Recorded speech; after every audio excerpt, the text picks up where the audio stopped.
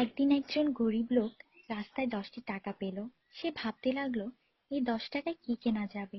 সারাদিন এই 10টি টাকার চিন্তায় সে সময় নষ্ট করে ফেলল। পরে সেই 10 টাকা ফেলে দিল। সে বলল, হে আল্লাহ, এই 10 টাকার জন্য আমি আজ সকাল থেকে আপনাকে একবারও স্মরণ করিনি। সেই সব লোক আপনাকে কিভাবে স্মরণ করে যাদের লাখ টাকা আছে? আল্লাহ সুদ হারাম করে দিয়েছেন, আমরা ব্যাংক বানিয়েছি। আল্লাহ জীবনকে সীমিত করেছেন, আমরা ঘড়ি বানিয়েছি।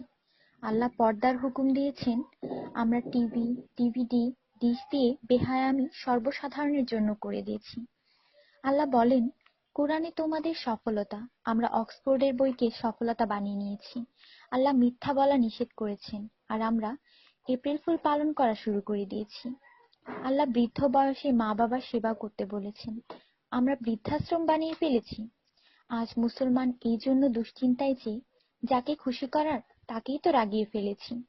দয়া করে সবাইকে ফরওয়ার্ড করুন, কারণ নেকির দাওয়াত দেওয়ায় নেকিকারীর সমান সওয়াব পাওয়া যায়।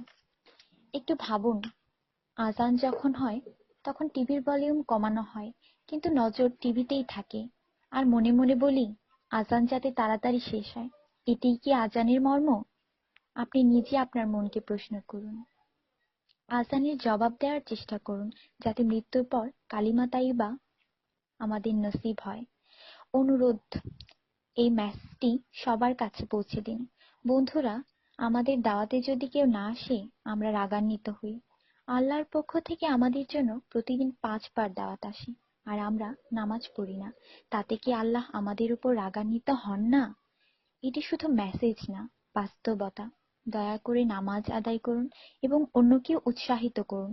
যিনি এই মেসেজ পড়েন তাদের উপর আল্লাহ আরো রহমত দিন, এবং যিনি এই মেসেজ ফরওয়ার্ড করেন তার ভালো ইচ্ছা আল্লাহ পূরণ করুন এবং হিদায়াত করুন। নামাজের চিন্তা করুন, ব্যালেন্সের না। আজান শুনে উঠুন রিংটোনের মতো। কুরআন মনোযোগ দিয়ে পড়ুন, এসএমএস পড়বার মতো। জীবন সবসময় থাকবে না নেটওয়ার্কের মতো। নামাজ ত্যাগ করা মানে আল্লাহকে রাগান্বিত করা। ফজর 6 মিনিট, জোহর 15 মিনিট, আসর 8 মিনিট, মাগরিব 10 মিনিট, এশা 18 মিনিট, মোট 57 মিনিট। 80% লোক এই মেসেজ ফরওয়ার্ড করে না। দয়া করে আপনি করুন। আল্লাহ সবার মঙ্গল করুন। আমিন।